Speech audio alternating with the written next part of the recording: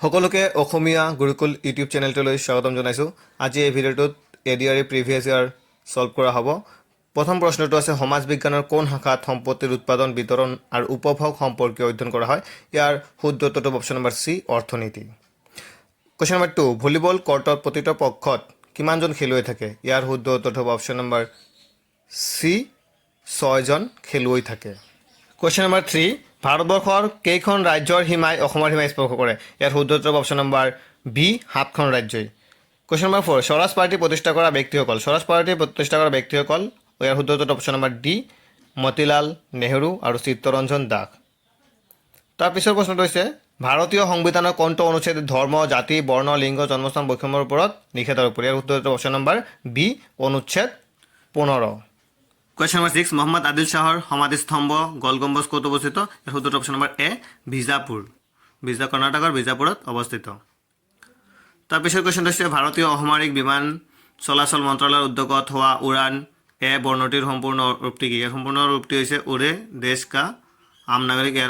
এ শব্দটোৰ অৰ্থ হৈছে আম। কুৱেশ্যন নম্বৰ 8 নৃত্যশৈলী আৰু সংলগ্নিত স্থানীয় ৰাজ্যৰ সম্পৰ্কীয় নিম্নলিখিত কোনটো যুগ্ম অশুদ্ধ। যক্ষগান তামিলনাডু মোহিনীঅট্টম কেৰালা সত্ৰীয়া নৃত্য অসম উৰিষ্যা। ইয়াৰ শুদ্ধটো হ'ব অপশ্যন নম্বৰ এ যক্ষগান তামিলনাডু। বাকীকেইটা ৰাজ্যিক নৃত্য। তাৰপিছত প্ৰশ্ন হৈছে জলাশয় অসমৰ একমাত্ৰ ৰামচাৰ ক্ষেত্ৰ জলাশয়টি হৈছে। এইটো সকলোৱে জানো আমি অসমৰ দীপৰ বিল হৈছে একমাত্ৰ ৰামচাৰ ছাইট। তাৰপিছত কুৱেশ্যন নম্বৰ 10 অসম চিকিৎসা মহাবিদ্যালয় ক'ত অৱস্থিত। Option number Silchar Jorhat Guwahati Dibrugarh. ইয়াৰ শুদ্ধ হ'ব option number D Dibrugarh. Question number 11 Bharat চৰকাৰৰ উদ্যোগত লোৱা মিছন ইন্দ্ৰধনুষ কি কাৰ্যৰ সৈতে জড়িত। ইয়াৰ শুদ্ধ হ'ব অপশ্যন নম্বৰ এ টিকাদান। কুৱেশ্যন নম্বৰ 12 নিম্নলিখিত কোনটো স্থান পেট্ৰলিয়াম খণ্ডৰ সৈতে জড়িত নহয়। ইয়াৰ শুদ্ধ হ'ব অপশ্যন নম্বৰ ডি মাৰ্ঘেৰিটা কয়লাৰ সৈতে জড়িত বাকীকেইটা পেট্ৰলিয়ামৰ সৈতে জড়িত। কুৱেশ্যন নম্বৰ 13 কোনখন দেশত সৰ্বপ্ৰথমে পণ্য ও সেৱা কৰ অৰ্থাৎ GST ৰূপায়ণ কৰা হৈছিল। ইয়াৰ শুদ্ধ উত্তৰটো হ'ব ফ্ৰান্সত প্ৰথমতে GST ৰূপায়ণ কৰা হৈছিল। তাৰপিছত কুৱেশ্যনটো হৈছে 2022 চনৰ জানুৱাৰী মাহ অনুযায়ী ৰাজ্যত সৰ্বোচ্চ সংখ্যক আসন থকা ৰাজ্যখন হৈছে। ইয়াৰ শুদ্ধ উত্তৰটো হৈছে উত্তৰ প্ৰদেশ।